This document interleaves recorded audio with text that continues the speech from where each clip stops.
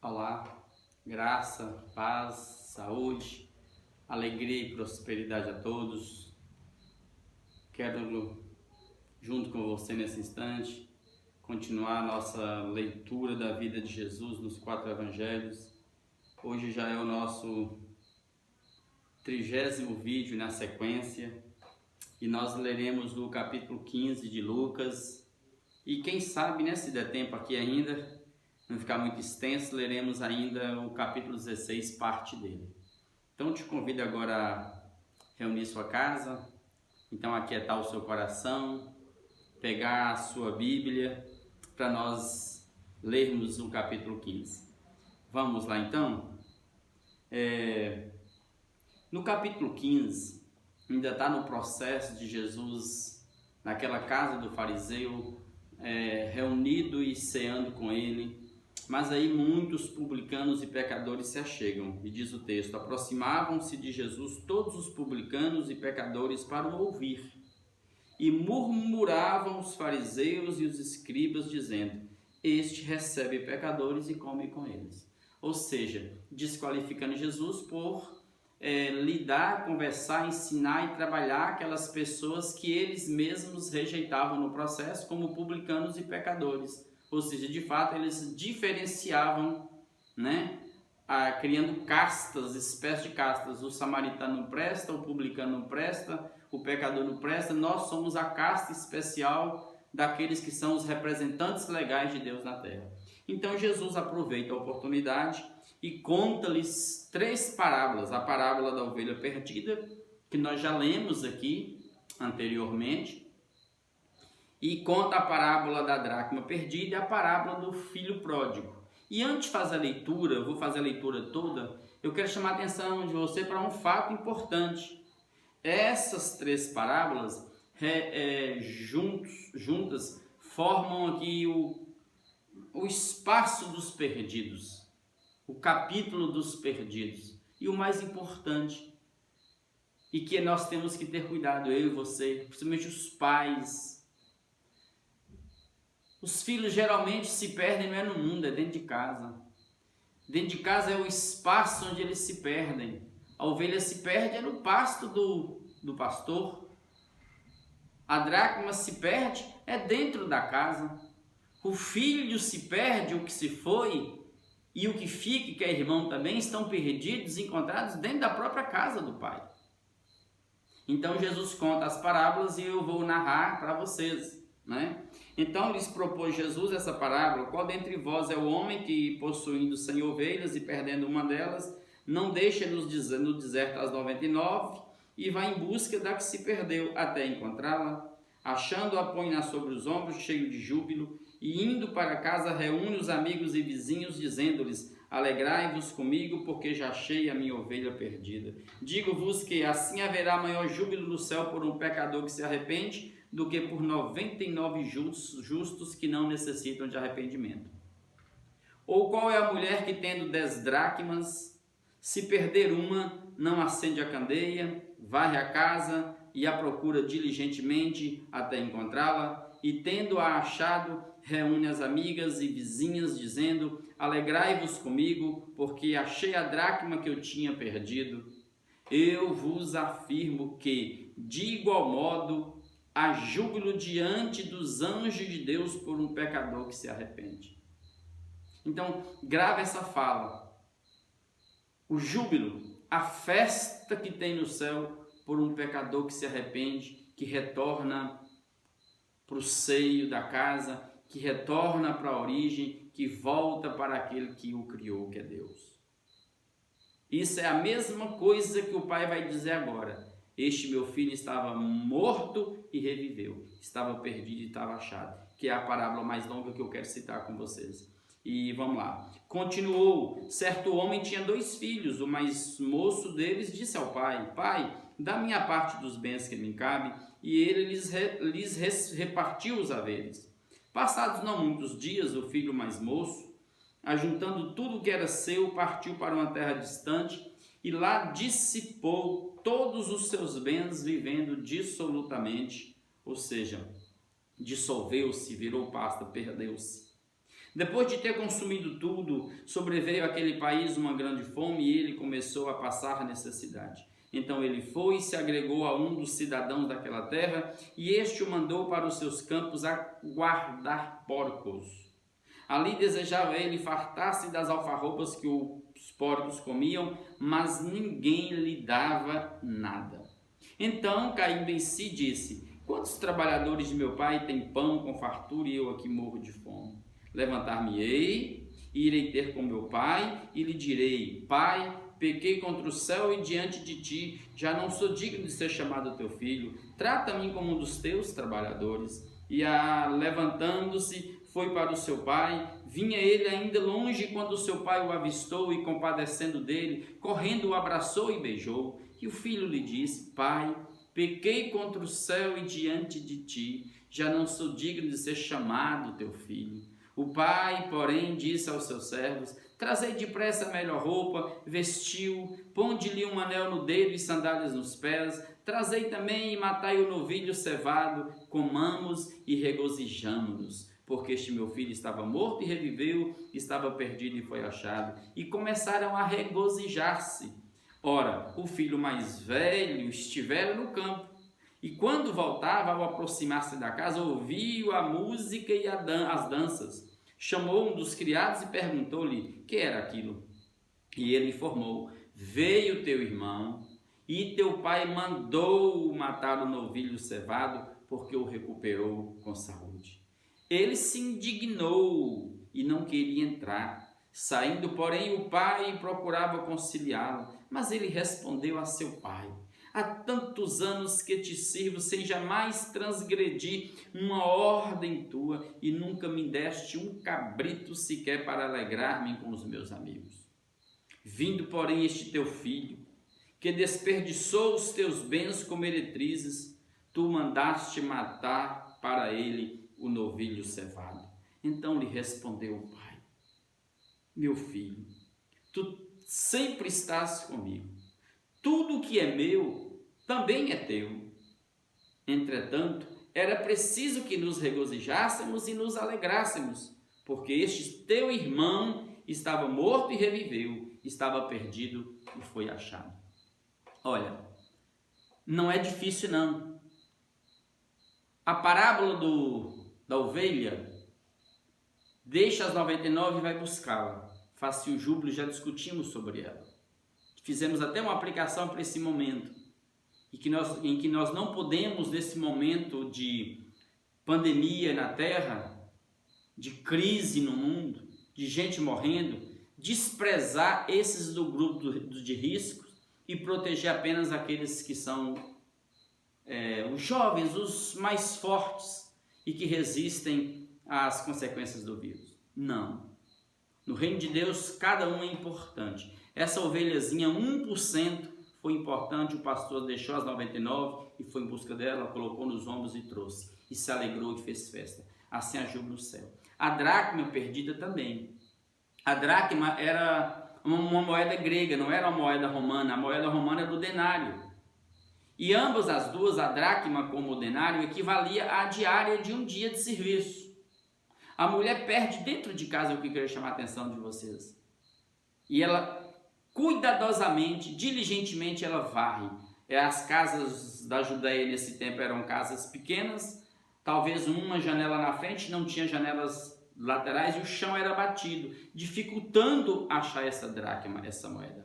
Mas quando ela acha com muito esforço, ela reúne as amigas e também faz uma festa. E Jesus aplica isso no mundo espiritual. Também há júbilo no céu quando um pecador se arrepende. Quando uma alma que está perdida, quando um homem que está perdido, desencontrado na terra, ele volta para a presença de Deus. E vem a parábola do filho pródigo.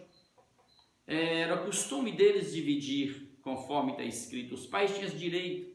Geralmente para o filho mais velho, o primogênito dava o dobro.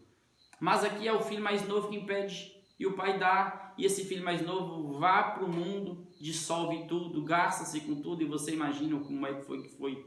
A gente pode até imaginar, porque a gente tem exemplos disso na nossa sociedade, de gente que recebe fortunas e perde tudo porque vai viver a vida dissoluta, achando que aquilo nunca vai acabar. É tão humilhante porque ele perde tudo, não tem mais amigos, ninguém, ele se agrega a alguém e esse alguém o põe para trabalhar cuidando, guardando porcos. Isso é humilhante. E isso aponta para a comunidade judaica, para o povo judeu, que abandonou Deus, distanciou-se de Deus. E eles viviam como escravos o tempo todo na terra. E aqui cuidar de porcos para eles era humilhante, porque a lei judaica tinha o porco como um animal imundo naquele tempo. Era humilhante. Então aí é que cai a ficha. É nesse momento que faltam os amigos, é nesse momento de angústia, de humilhação, é que a gente tem a oportunidade de cair em si e falar assim, não, por que eu estou aqui sofrendo e gemendo desse jeito? Se eu tenho um Pai, se eu tenho um Deus que me ama e que eu sei que cuida de mim, e Ele está lá me esperando.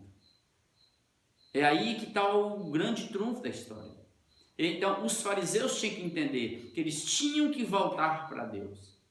Aquela capa que eles tinham que os protegia, aquela capa religiosa, ela tinha que ser caída. Aquele véu que os impedia de enxergar a luz, tinha que ser rompida e tirada e voltar para Deus. E aí é quando o filho vai. Fala, não, os empregados do meu pai vivem melhor do que eu aqui. Eu vou para lá, humildemente, me arrepender, dizer para o meu pai que eu pequei contra os céus, contra ele, e que agora, dali para frente, ele apenas me considerasse como um dos seus empregados. Bastava. O mais importante, lindo, é você perceber que o filho saiu de casa, mas o pai nunca ficou de estar na janela, olhando para a estrada, esperando o filho voltar. De forma que o filho, ainda longe, o pai o avista. Porque o coração de uma mãe, o coração de um pai é assim. Está sempre na expectativa do retorno. Porque o amor é grande. E o filho vem e faz isso. Só que o pai não o trata como um escravo, um empregado. O pai manda fazer festa. Sim, cantar mesmo, é dançar mesmo. E nós fomos criados num cenário religioso triste, sombrio, onde ninguém pode nem vestir direito, nem vestir uma bermuda. Nós fomos gerados assim.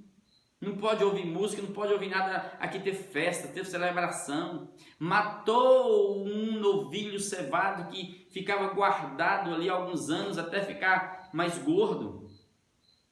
E o pai o honra.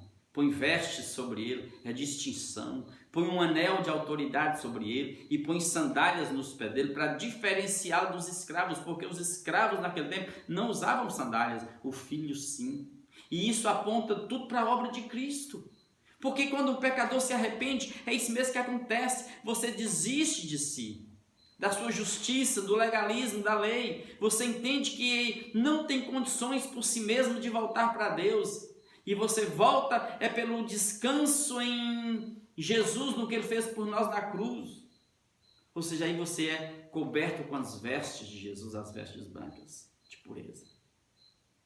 Você recebe uma aliança. Você tem uma aliança com Deus. Você tem um anel de autoridade. E você coloca sandálias.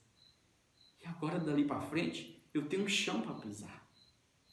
As sandálias aqui, o caminhar, para nós é importante, porque apronta para mim caminhar no Evangelho. O Evangelho, a preparação do caminho do Evangelho da paz. Ali, ó, calçar os pés com o Evangelho da paz. Então, tudo aponta para Jesus, gente. Você que está ouvindo, volta. Agora, o grande trunfo também aqui é você perceber que no ambiente religioso, a gente não tem alegria quando vê a alegria do outro. O irmão aqui, distante, não estava na casa no momento quando ele chega, ele se entristece. E ele fica com ódio, porque o pai matou um novilho cevado para o filho que para ele estava morto. Ele queria que tivesse morto mesmo, ele não celebrou, não quis nem entrar na casa. É gente que está dentro das igrejas e perdido, desencontrado, mal-humorado. Não se alegra com a alegria do outro, com a liberdade do outro. É gente que vive escravizado o tempo todo. E é preciso o pai sair e ir lá e falar, meu filho, tudo que está aqui é teu. Você pode comer, beber e festejar quando quiser. Mas eu preciso dizer para você, meu filho, que este seu irmão, e é importante a gente destacar essa frase, o pai o chama a atenção para mostrar que era irmão. Ele estava morto e foi ressuscitado. estava perdido e foi achado. Amados, esse é o tempo nosso. Nossas casas têm que ser o lugar mais seguro da terra. E esse isolamento tem que nos mostrar isso. Nós temos que achegar, nos encontrarmos. Pais têm que se converter aos filhos, filhos têm que se converter aos pais. Os cônjuges têm que se darem mais um ao outro e amarem mais e zelarem mais um com o outro. Esse é um tempo de oportunidade. Faça da sua casa um lugar seguro para os seus filhos.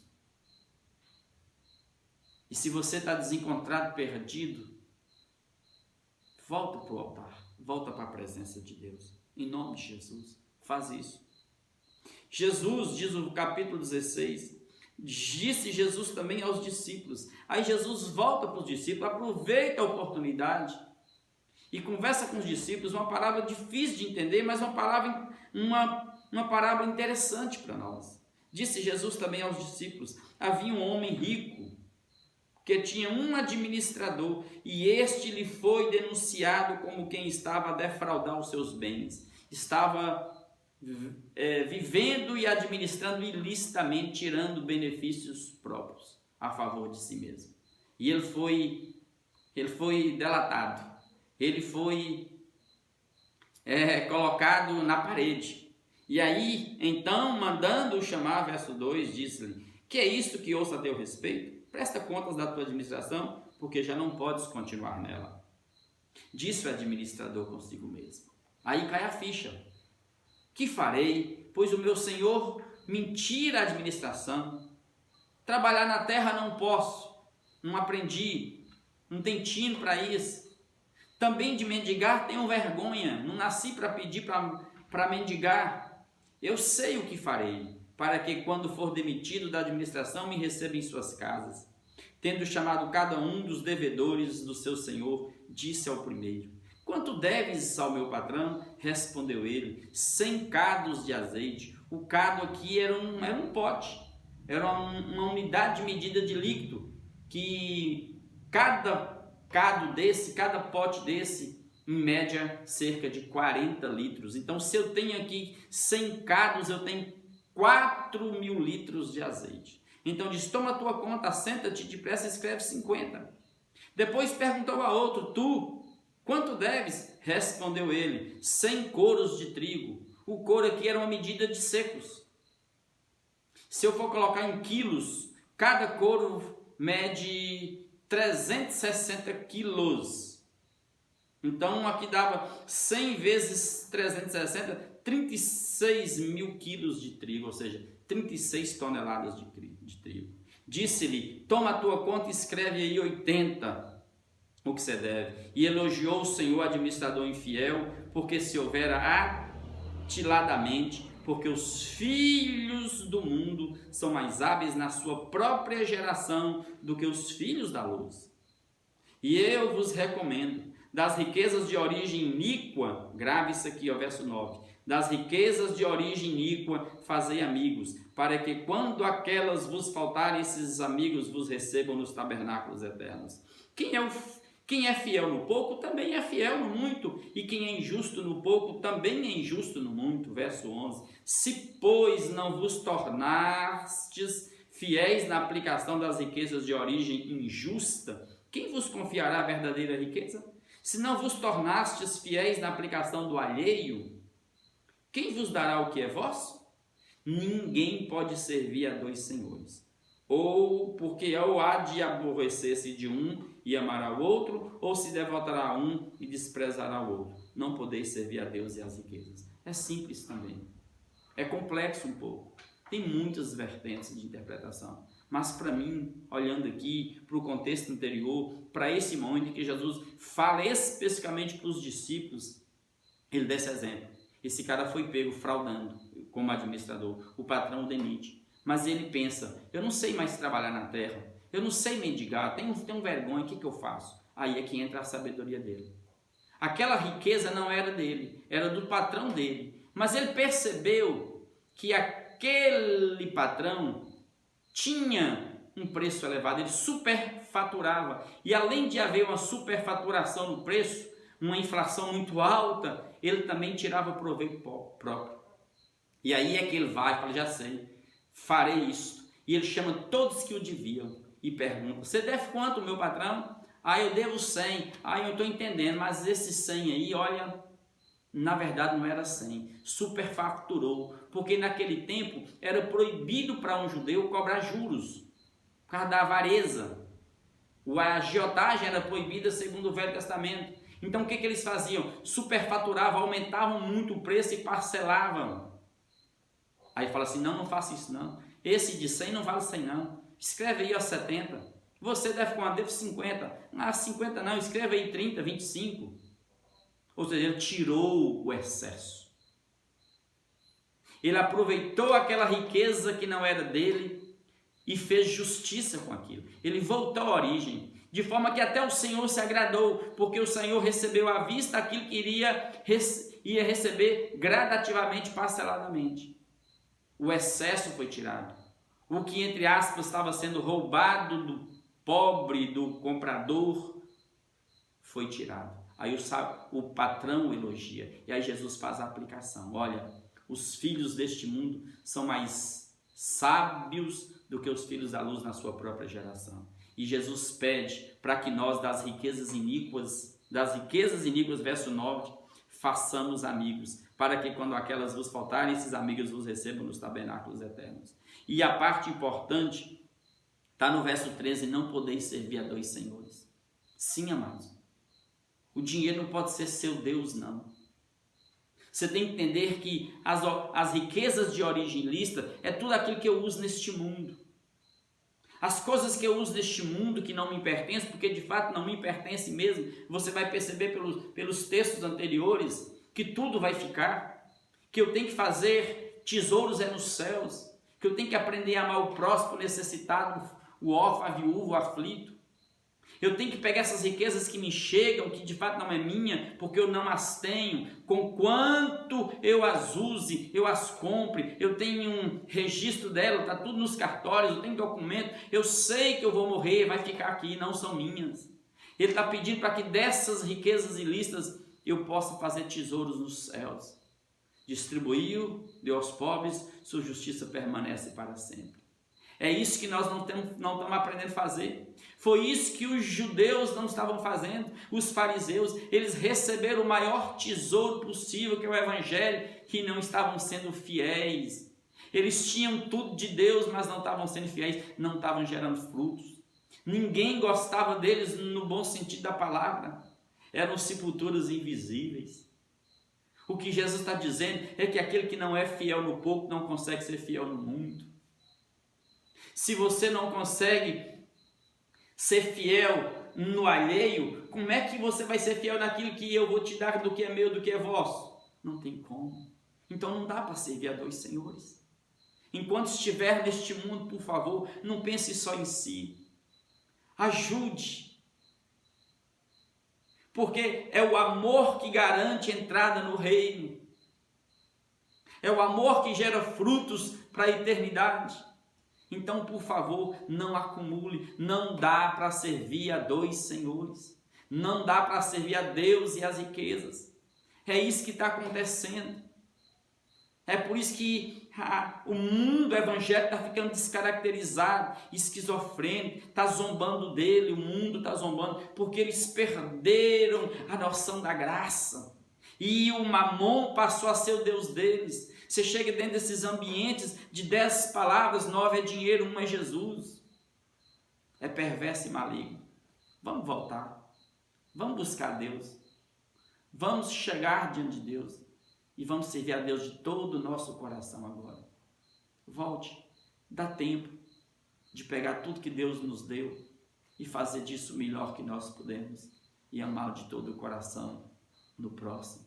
Então, não dá para servir a dois senhores. Sirva somente o Senhor. E use das coisas do mundo como se não usasse. Compre como se nada possuísse. Acumule tesouros nos céus, em nome de Jesus. Pai, obrigado por esse momento. Abençoe-nos, Pai. Olha para mim, para minha casa. Olha para a casa do teu filho que está ouvindo a tua palavra, lendo a tua palavra. Ó Deus, aos que estão perdidos, desencontrados, que o Senhor, como bom pastor, traga-os, Pai, por aprisco do Senhor. Acolha cada um que está distante, humilhado, sofrendo. Aquele, Pai, que está escravizado pelos seus próprios prazeres. Ó Deus, liberta-os. Esse é o tempo. Esse é o momento de nós, Pai, voltarmos para o Senhor e acharmos abrigo em Ti, refúgio em Ti. Sim, Pai, que esse rio de vida do Senhor, ó Deus, nasça no interior de cada um. Guarda essas casas. Ó Deus, guarda-nos, Pai. Aqueles que receberam de Ti esse tesouro maior que é o Evangelho, não nos deixe brincar com o Evangelho. Aqueles que têm deixado que o dinheiro se torne o seu Deus neste mundo, traga-os de volta à luz, à sensatez, à sobriedade e ajuda-nos a decidirmos, Pai, quem nós queremos servir, se é ao Senhor, se é as riquezas deste mundo, que tudo vai passar, vai ficar. Então venha o Teu reino sobre nós e que o Teu reino expanda a partir de nós. Cura-nos, Pai, e cura essa casa que está doente agora. Fortaleça, Pai, e opera o Teu milagre. Em nome de Jesus. Amém. Amém.